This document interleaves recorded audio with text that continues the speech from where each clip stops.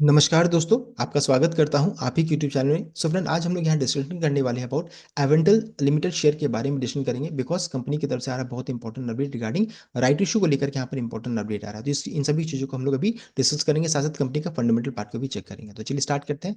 यहाँ पर देखिए, एवेंटल का क्लोजिंग प्राइस है 113 का 2.99% यहाँ पर गिरावट के साथ क्लोजिंग देखने को मिला। मार्केट कैप 2776 करोड़ का देख सकते हैं। स्टॉक का पीवाई 46.3, इंडस्ट्री का देख सकते हैं आपका 58.5 है, यानी कि सस्ते मल्टीपल में ये ट्रेड कर रही है, देख सकते हैं। साथ ही साथ कंपनी का अगर चेक करेंगे प्रॉफिटेबल है कि नहीं, तो प्रॉफिटेबल स्टॉक है। डेट देख सकते हैं 26.3 का, तो ऑलमोस्ट डेट फ्री कंपनी है। प्रमोटर होल्डिंग 38.6% का यहाँ पर देखने को मिल रहा है। एंड देखिए एवेंटल करती क्या है, तो Avantel is engage in business of designing, developing and maintaining wireless and satellite communication product, defence, electronic radar system and development of network management software application for इस कस्टमर। तो ये देख सकते ब्रीफली था ये कंपनी करती क्या है। साथ साथ कंपनी ने हाई बनाया था 224 का, एंड लो कितना था 95 का देखने को मिला। ये 52 लो एंड हाई है। एंड अभी इसका भाव चल रहा है 113 का, देख सकते हैं। और कोई भी शेयर प्लेज नहीं है। तो ये था briefly about the company. Company करती क्या है। अब ये कंपनी का देखिए हम लोग चेक कर लेंगे शेयरिंग हिस्ट्री। तो यहाँ पर 38.58 पहले हुआ करता था प्रमोटर का स्टेक, जो घट करके 38.57 होता, ऑलमोस्ट कह सकते हैं सेम है।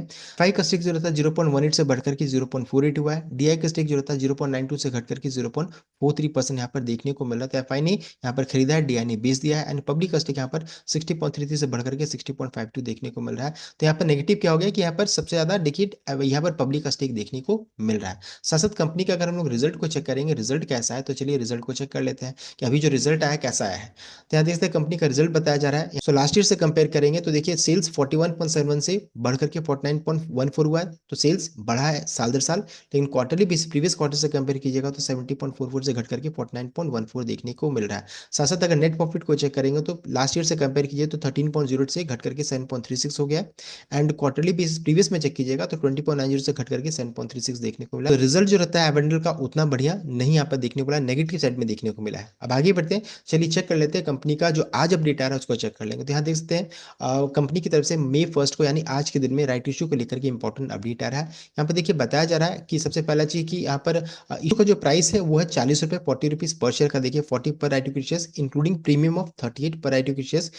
फेस वैल्यू जिसका भी करंटली 2 है। तो इशू का प्राइस कितना है, तो 40 रुपीज का फिक्स किया गया है। इशू का साइज क्या है, तो 8090.44 लाख का है। टर्म्स ऑफ पेमेंट क्या है, तो full payment of issue price mean 40 will be payable on application में आपको पेमेंट करना रहेगा। रिकॉर्ड डेट 7 मई 2025 का फिक्स किया गया है। एंड देखिए इशू का पीरियड का मतलब है कि ये ओपन कब होगा, रिजिस्ट्रेशन कब होगा एंड क्लोजिंग कब होगा। तो ओपनिंग डेट है आपका 15 मई 2025।